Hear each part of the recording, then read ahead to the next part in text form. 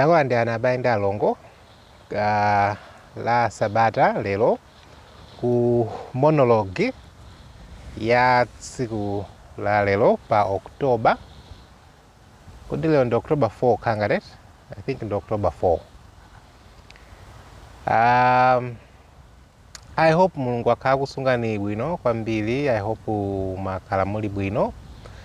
There are a few things I would love us kuti panga tikambirane, tipange share zinthu zoti tikhoza kuganizira mkati mwa wiki kubwerayi. A few developments zimene zachitika recently zoti I think it might be worth sharing kuti anthu basi kungotipatsa kuti tikhaleko ndi china choti tije mental and also spiritual kuti tije. Alright, so this monologue I try my best. I shouldn't take too much time. Ndilibe space yokwanira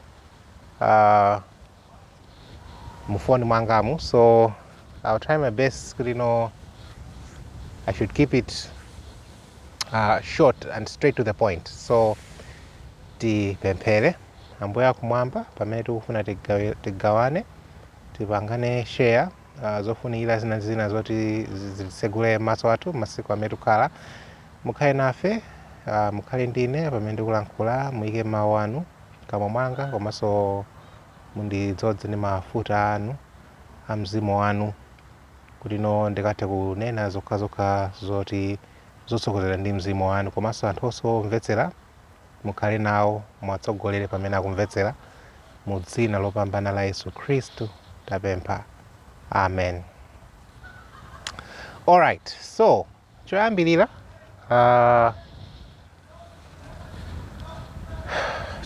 tikamba ndinalemba notes koma notes is unfortunately zipa phone imene ndikujambulira, koma I think I'll remember. There are a few things zimene tofuna tikambirane, so mumvetsere all the way mpaka na kumapeto. Choyambirira tikambirana za Charlie Kirk amene waphedwa tikhozotero in courts ku America. I don't know ngati nkhani imene munaimva, ena mwina munaimva. Ndiye after that ndipanga comment pang'ono nkhani ya digital ID imene ikubwera ku UK. Then kumapeto titseka ndi another meditation that I had yokhudza 144,000 something chimene a certain quotation ndipanganso share pa group kuti muyiwerenge quotation iyo kuti ingoti uonetsa mbali ina imene ikhoza kuti ithandiza kuti tiphunzire china chake pa nkhani yokhudza 144,000. Koma let's start with Charlie Kirk. So posachedwa pompa ndikukhulupirira kuti anthu ena munamva sikalekale kwambiri, mwezi wa September, pa September 10 kwaphedwa munthu dzina yake ndi Charlie Kirk. Charlie Kirk amene sitikumudziwa anali wotchuka kwambiri pa nkhani pa social media chifukwa choti amayenda amakonda mayenda m'masukulu, m'mayunivesity, ndiye amayitanitsa bwalo la ana skulu choncho pamene wapeza malopo, ndiye amakonda kukhala ndi ma debate kumakambirana nawo ma hot issues, zinthu zoti tikhoza kuzenga kuti panopo ndi za controversial, zinthu zoti akhoza kukhala kuti zinthu zake zonzachani anthu tikhoza kutenga kuti za controversial. Ndiye amakonda kukambirana ndi anthu ma hot topics and anali ndi ma stand ake osiyanasiyana. Iyeyo Charlie Kirk so anatchuka kwambiri, amayenda kumalalikira tikhozotero chichewa chake zimene amakhulupirirazo, ngati for example amalalikira zonena kuti amalimbikitsa kuti abortion ayi, osamupanga abort mwana olo zitavuta zitatani. Ndiye amakhala ndi ma controversial take take. Anthu ena amamukonda komano ena so amadana naye. In fact anthu ena atamwalira pacha wachita uphedwe wachita uwomberedwa atamwalira anthu ena they were happy, you know, pakana kuchira usangalala ndithu kuti no they were happy because he was having very controversial views. And of course even one of his zikhulupiriro zinayi kuti amakhulupirira sabata ya mulungu, so ndi mkhristu ana mkhristu lero amakhulupirira sabata ya mulungu, so he believed kuti there's a Sabbath and amakhulupirira in the Saturday Sabbath. So amatha ku iye amasunga sabata mene akudziwira mwini wake mene angasungire, amapuma, amazimitsa foni la sabata. He believed in a weekly cycle, in a weekly rest. So nangokupasani just an overview ya Charlie Kirk kuti ndi ndani, kuti amatani, amadziwika ndi zotani. But now pa September 10 atapita ku university ina ku state ya Utah, United States. Zaidika ku United States. Atapita ku state ina ya Utah ku university kumene koko, one of the universities kumene koko, kuti akapangitse msonkhano. Atangoyamba umene kuti adzaza na anthu kuti no apapa no msonkhano funa oyambe. Charlie Kirk atangokhazika mu tent mwake kuti no ayambepo kugawana ndi anthu, anapezeka kuti anaomberedwa, kunangomveka a loud sound ndikuonesa chipolopolo chikumulowa pa khosi pa magazi ambirimbiri, and that was the end. Then panachitika chiwiri kito force kumutenga thupi lake kuthamangira naye amafuna, I think amafuna athamangira naye ku chipatala zolerozo. That's what happened. And after anagwira bambo ena maganizira achikulire, koma after some time anapeza kuti agwira wina wake dzina lake I hope I'm Tyler, dzina lake Tyler, kuti ndi amene wamuombera Charlie Kirk. That's the official story. Imene ndikukupatsani the official story. Yeah, komano nkhani imeneyi and by the way chongowonjezeraso ndanakale kuti anayingati ndi ka organization, anayi ndithu munthu woti anayi ndi ngati ka organization kake, dzina lake linali Turning Point. So that was the name of organization ya Charlie, dzina lake Turning Point. Zitangochitikano after some days, obviously zabutsano ma theory, anthu anamba nokuganiza kuyang'ana mwachidwi kuti koma Charlie Kirk ameneyu tayimani kaye mukuti chachitika ndi chani. Anthu anayamba kuona zina zake zoti tikozana kuti no they were not lining up bwinobwino kuti kuti mukuti chachitika ndi chani, waphedwa. And date imene anaphedwa, I don't know ngati ndanena kale, mundikhululukira ngati ndikubwereza, waphedwa pa September 10, 2025. That's just a day before September 11. You know, September 11 imakonda is a special date. Not imakonda koma it's a special date for kuti kungoambira kalikalelo mu 2001 September 11 ndi pamene kunachitika so terrorist act ku America yogwetsa ma Twin Towers. So this is not an ordinary date. And imaoneka kuti mu Jewish calendar imazagwera pena pake. So this date kumakonda kuchitika not ziti kumakonda komano, it's just a special period, and to see kuti yeyo wa zamuchitika zimene zizi pa September 10 ndi chinthu chinaso chochitisa chani, chochitisaso chidwi kuti okay. Anyway, so to cut long story short, ndanakali kuti ndibe space ambiri mfoni, so sinditha kuti ndingokhala free mmene ndimakhalira. I have to ndiyena kuthamangisa nthawi. Zikupatsa chidwi zimene zachitikazi. Pali ma question mark amene akutuluka kwa anthu amene timakonda kuona ndi diso lina. There are question marks zimene no zatuluka from this story, from this issue. Pali ma question mark. I don't know kuti tiyambire pati kaniyo ndi nkhani yaitali koma zikuonesa kuti this activity kudabwitsa kuti mwati aku Midima alibepo zala zawo pa nkhani iyi kodi munthu ameneyoyo we don't know poti mumtima wa munthu sungalowe mwete koma how genuine was he kuti analiti kuti akupanga za genuine kapena anali wotumidwa ndikuyamba za Charlie Kirk anali wotumidwa nangano ichi chinhu chofunikira why is this activity important for even my Adventists kuti tizikhala mwina tikumayikambirana anthu ena amatha kufunsa mene kuti kuti nzaphindulanji kwa ifeyo phindu lilipo I believe lilipo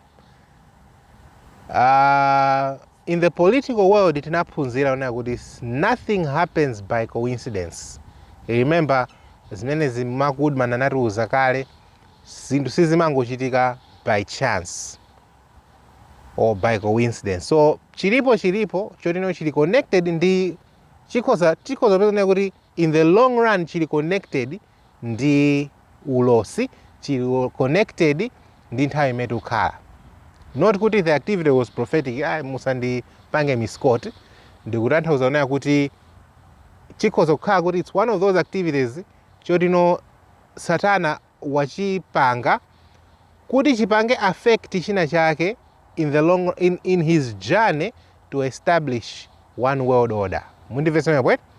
So maactivity amatoka osiyana amatoponya nkhondo, amatoponya pestilence, matenda, amatopanga ichi uyu kutere zonse amakhala kuchuna kuti akubweretsa all this is trying to bring in one world order. Mandivese? So this, I'm trying to say, this can be connected in the grand scale. Chikhoza chindi bearing to zochitika za padziko lapansi. Anyway, so my question mark amene achitika mu activity amene ndi chiyani? I think that's one zomwe ndimafuna ndipange share.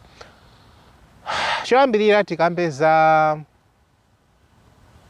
za film imene inatuluka 1998 ndi actor otchuka wina ake timati Nicolas Cage.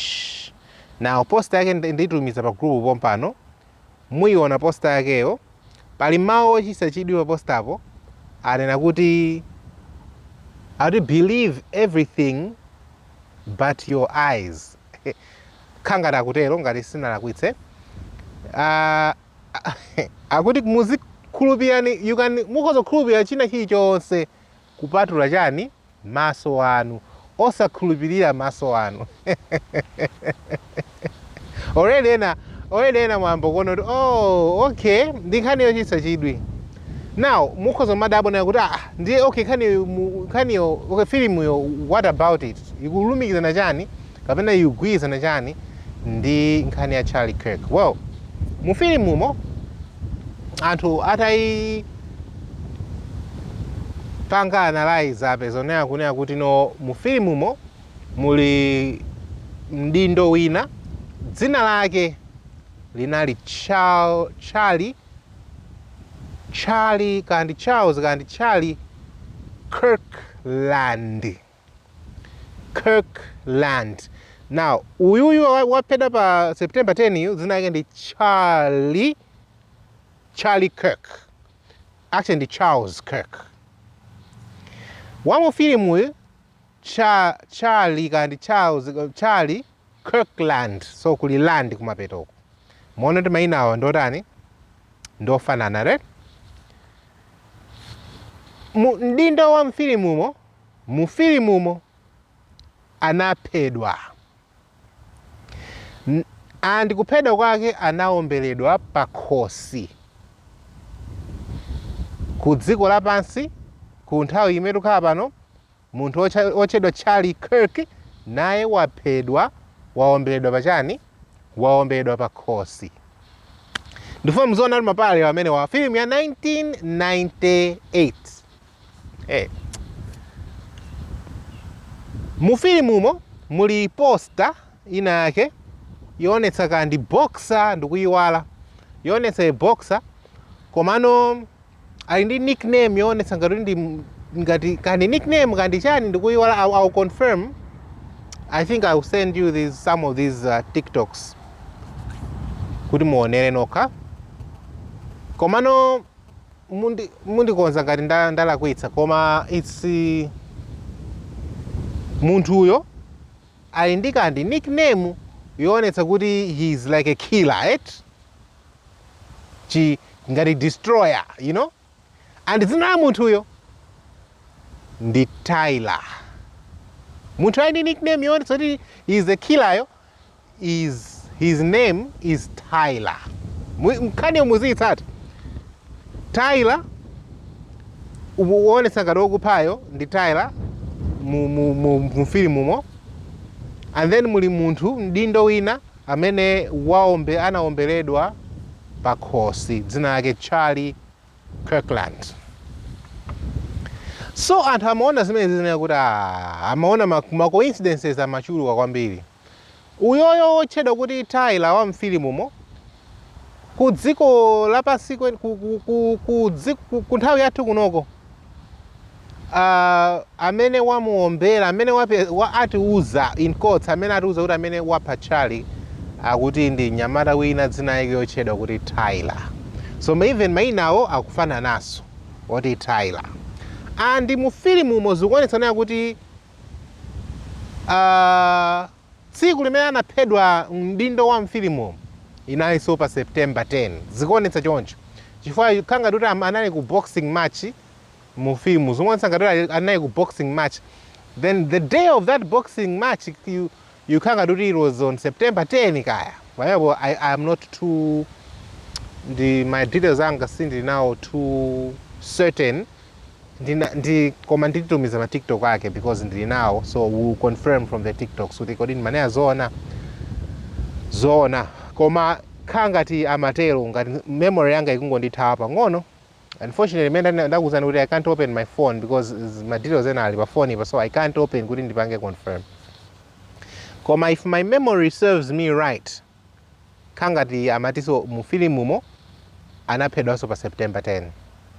So these are some of the question marks zimene zabwera unaya kuti kuti anthu awa khangati yawo ija mwaidziwa yona kuti amati predictive programming, kuti khanga kuti chinthu chanachi panga predict kalekale amadziwa kale kuti chitani chidzachitika. And it has raised so many questions now kuti about genuineness ya Charlie Kirkland kuti zimene amapangasi inali move chabe kuti mwina he had an agenda, anali otumidwa. And that's why nimakonda Olympics na kuti tizionera tuzibwereza ma presentation na anthu akalikale wachina Mark Woodman take time to kuonera ma DVD yake because amatsegula maso kuti uyambe kumvetsera language yawo mene amayankhulitsana anthuwa. Pa zithunzi zina zimene zikumatuluka zimene zimaonetsa kuti Charlie Kirk uyuyu waphedwa pa September yu akuonetsa kuti wapanga masignal ena ake khangalina yake yotere. Masignal ena ake onetsa kuti kodi on which side are you? Manza masignal ena ake amangopatsa chidi munthu akapanga right? Kuti on which side are you? Nkomwe the wife ku maliro ku memorial anapanga memorial poseda pompa, and ku memorial ko anapanga signal ija mwaidziwe yoyimika tizalata anachilopanga tu so clearly sanapange zomobisa mkazi wake wa munthu amene waphedwayo. And even anthu akumazaona video yake ya mkazi wake kunena kuti wamayi awa anyway pota anthu amalira mosiyana maliro koma zimazaoneka oneka kuti kodi koma is it what is happening apa? Are these things for real kapena it's a show amafuna angobweretsa china chake, you know, kuti aine ma agenda awo ena. You know, these people they can do anything, you know, anthu ama secret society wa amati the end justifies the means. They can do anything. Akoza ulolera uyuyu kuti akhale ngati wafa just because ali ndi cholinga chimene amafuna kuti achipange fulfill. So that can happen. Sikuti tiganize onayo kuti sangapange zimene amatopanga china chilichonse. So zikumadabwitsa ineyo pandekha personal zimene zinandionekera zodabwitsa nthawi imeneyoyo mu mavideo tikamaonera. Ine china chimandabwitsa ndimatikaona video yake ya Charlieyo ndikumadabwa malaya ake mmene akumakhalira video yoomberedwayo kuti amazandionekera ine very unnatural kuti ngati kuti pansipa kapena wayika zina zake pansipa malaya apa. And then I was watching my video ena akupanga demonstrate kuonetsa uneya kuti mene amapangira shooting scene mu film kuti aonetse ngati munthu waomberedwa. Ndi amamuyika mapaipi pansipa amene no amatulutsa magazi ache kuti shot ikachitika kuti basi amapanga trigger kamene kati kapaipi kamakhala muli fluid yofilayo kuti ionetse ngati magazi atani atuluka kuti paoneke ngati kuti munthu waomberedwa koma asanaomberedwe za mfilimu wetu. Zonse zimangoti pasa question mark. Anyway, koma what is the significance? September 10, the date was also very chochisa chidwi kuti kodi what chimene amafuna apange ndi chani kwenikweni. And I can understand kuti why akhoza kuipanga shift pang'ono kuti isakhale pa September 11 kuti mwina zisachita kuonekeratu kuti chisachita kupangiratu connect quickly kuti ichichi ndi iwo akupanga, you know, kuti kungoyipanga shift pang'ono kuti ingokhala around that area. You know, September 11 imahanga is a very important date for them. I don't know why. But why is it important? Organization ya Charlie zina again a turning point. And I'm going to send a quotation with this audio. But quotation pansipo mukozo kuiwerenga ya Ellen White yokamba za turning point. Kuti no, in every generation pamakhala a turning point. Could it be kuti they are signaling to each other kuti this is the turning point? Kuti no, imfa is a turning point. Kuti we are shifting to lower into another phase. Right? You know sarana pachama kondo panga kope za Bible, right? Amakondo panga kope za Mulungu, my ideas za Mulungu. Bible we know of munthu ja ndanu tsinake kundithawa wanthawi ya Noah dzinake imatanthauza nayo kuti when I die it shall come. Ndezimangopasa ma question maya kuti okay, organization ya uyu zinaka kuti turning point. All right, when I die in the Bible akuti it shall come, and amatanthauza flood kuti nkadzangomwalira ineyo flood ikubwera. Are they trying to tell us kuti this was the turning point, kuti September 10, 2025 was the turning point, kuti when I die mukaona kuti it was like a signal kuti mukaona this murder kaya assassination, whatever language, kudziwitsana kuti akupatsana signal kuna kuti it is coming, kuti mwina it's a harbinger, right? Kuti signal kuti chikubwera, when I die it shall come. Is this what they are doing? Zopatsa chidwi abayenda alongo komano khane kunena kuti no tiyentisagone tulo, our eyes should be wide open. In the political world, nothing happens by chance or coincidence.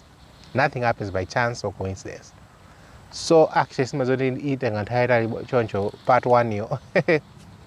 Yeah, so that's that about Charlie Kirk. Mukhoza kuona more videos. Yeah, koma we don't know kuti how genuine was he. Pamebo we cannot be too sure, but at the moment akutuna kuti he was a Christian, and akuti so he was believing in the Sabbath ya Mulungu. Nothing can be done against the truth. Whether he was genuine or not, it doesn't matter. Nothing can be done against the truth. Even if ngati iye akuyuza ngati tactic yodabwetse National Sunday Law, nothing can be done against the truth. Sarana pena pakamangozombela in the foot zoyitika zake. Because pamene papa anthu uno through Charlie Kirk mweyo chikhoza kugwiritsidwa ntchito chomwechi anthu nkuidziwa no true Sabbath bwinobwino because anali munthu otchuka nde now he was also talking about the Sabbath mene kuti anapanga ku comment very nice comments about the Sabbath. Whether akuzipanga ndi ill intention or good intention, it doesn't matter. Bible yonena kuti nothing can be done against the truth. Zomwezo zingathe kugwiritsidwa ntchito kuti no uthenga umufikire wina wake adziwa za sabata loona through this same event. Ngakhale Satana mwina he meant it for evil, kwa Mulungu akhoza kuchisandulitsa for good. That's what I'm trying to say. Okay. Now, secondly, digital ID.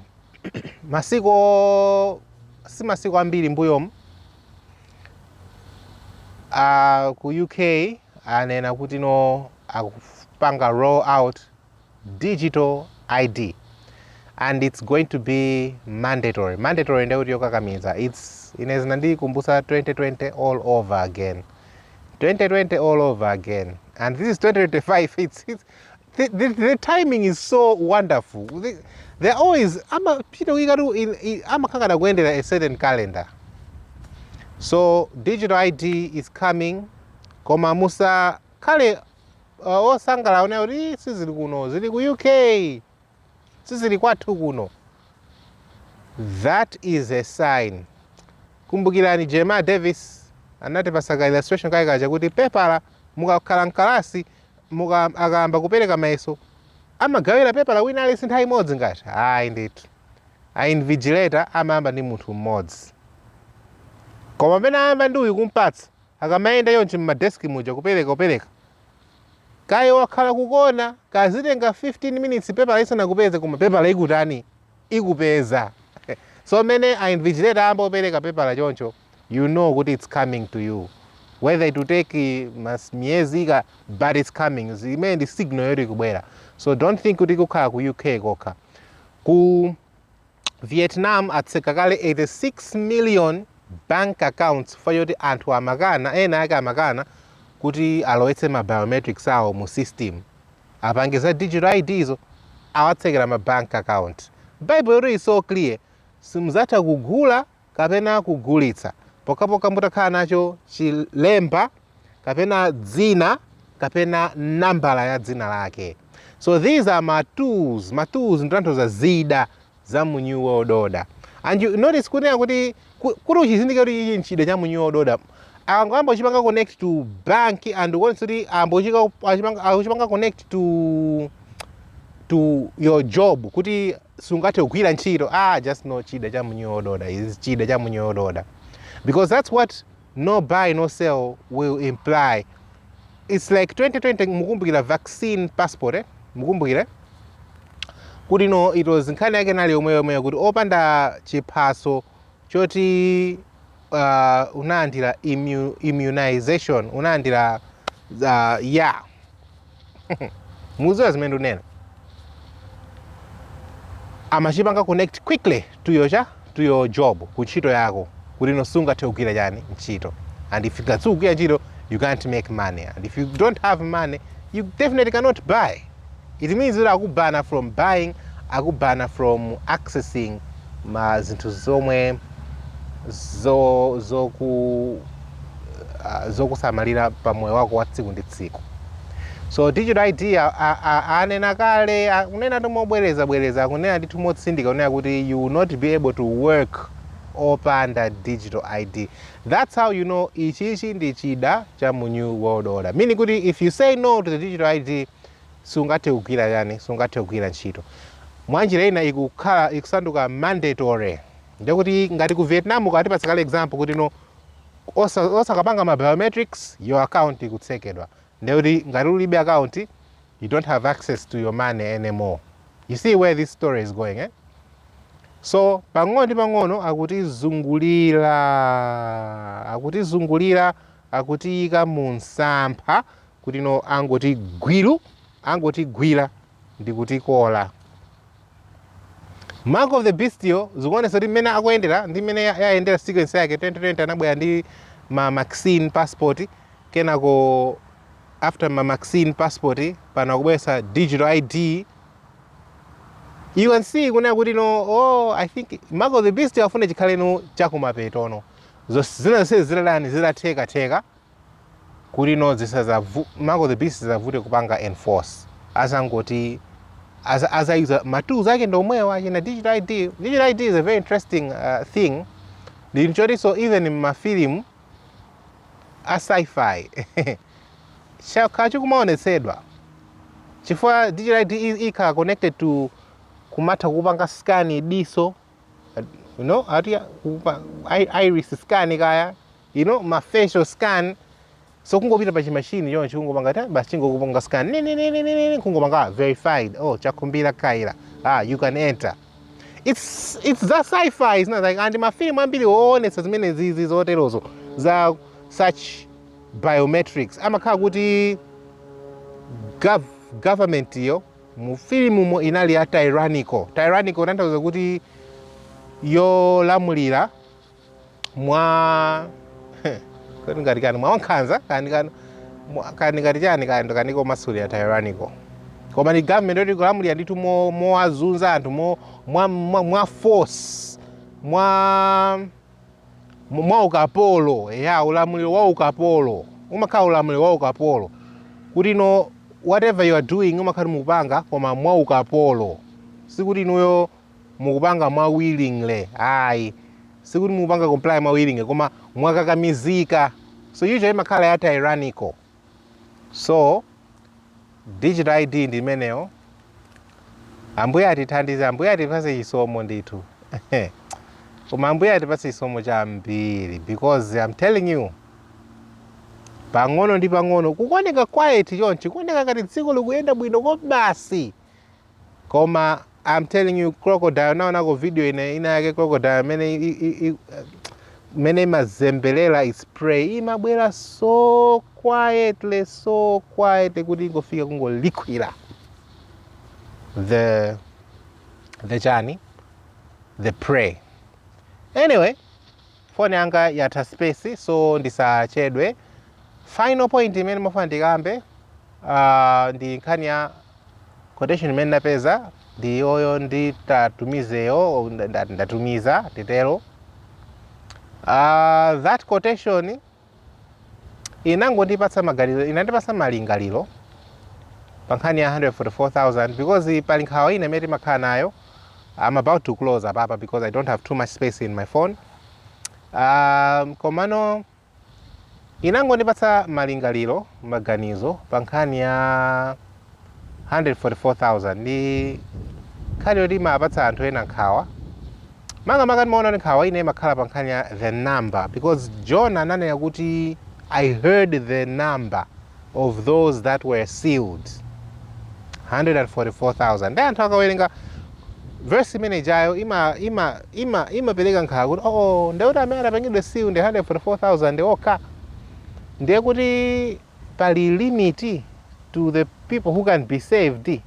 Nkhani imalowera kumeneko so imakhala chinthu chowapatsa anthu nkhawa. Koma ineyo maganizo anga, this is just my opinion mene ndimaonera it, koma ndi opinion ena kuti no, it's from observation of God's character, ndi mene what the Bible says about God's character and yeah, about how God works, mene Mulungu amagwirira ntchito khalidwe lake.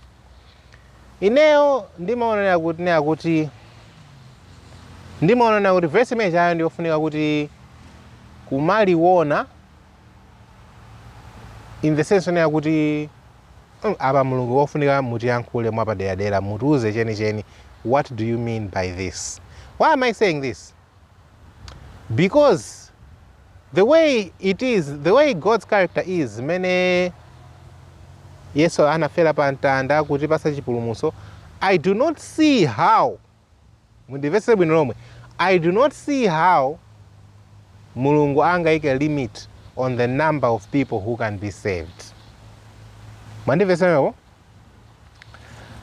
Because once you say kuti 144,000 are the only ones who are going to be sealed, ndiye kuti payo pali limit already, pali limit, meaning kuti itangoti yakwana nambala ya 144,000 nanga kutabwera amodzi awiri kapena 20 oti akhoza kupangidwa add to this number ndekuti asidwa panjatu just because nambala yakwana 144,000.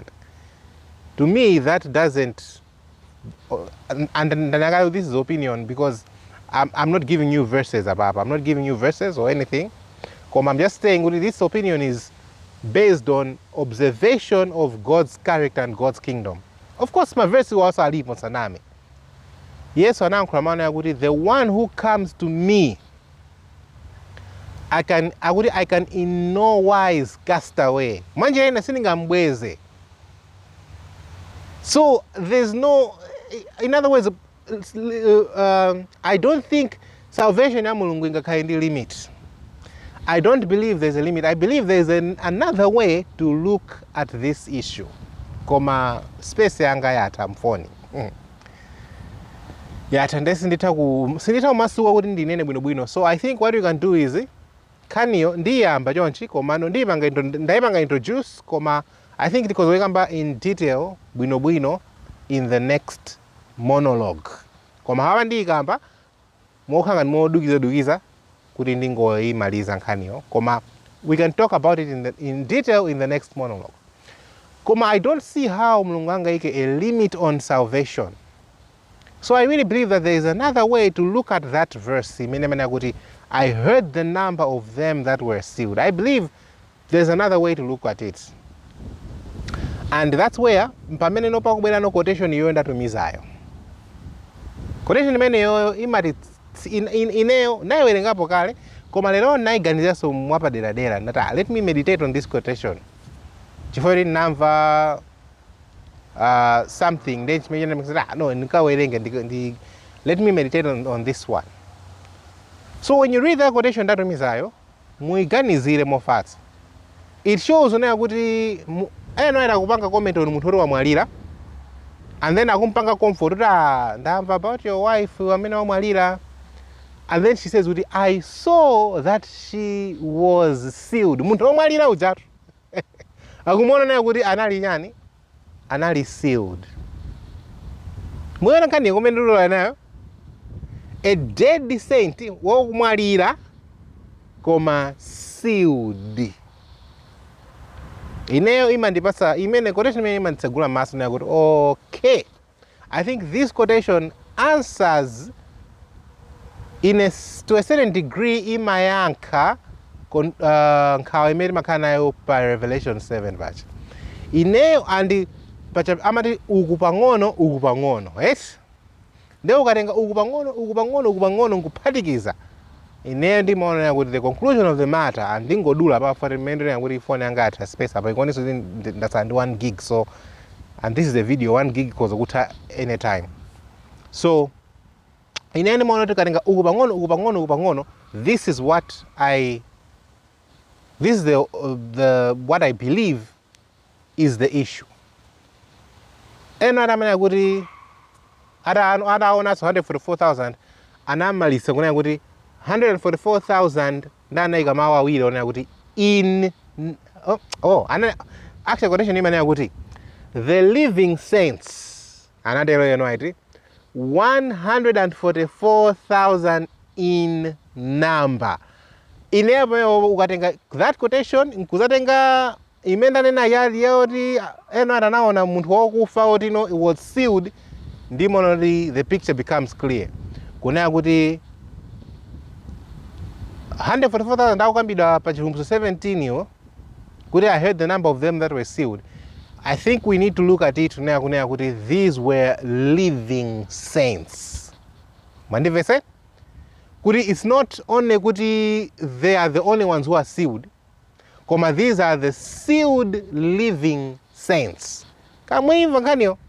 The sealed living saints. Ma saint ameneno ali sealed koma oti ali ndi moyo because magulunda awiri. I think naikambako so mu monologue yanga ina yambuyo mkoza kuionera pa YouTube. Ma sealed living saints 144,000. koma ma sealed dead saints pachivumbulutso 7 ndipompo akuti no man could number. And that picture imangopanga to make perfect sense kuti now that makes sense, because no man could number, it means kuti there is no specific number. No one can number it. One number ndi yaikulu inde, koma it also means kuti number layo ndi ya irregular. Irregular is not a fixed number. Sungane kuti ma dead saints ndi 2 million, ndikangwana 2 million tatseka. It's an irregular number. No one can, we can't put a limit to it. No one can number it. And that's where you can see kuti everyone is incorporated. As Jesus Christ said, kuti the one who comes to me, I will in no wise cast out. Siningamuthamangise. So, obwera kwa Yesu ndambiri mbiri, it's 144,000 plus. It's 144,000 plus a multitude yoti singa pangidwe yani number.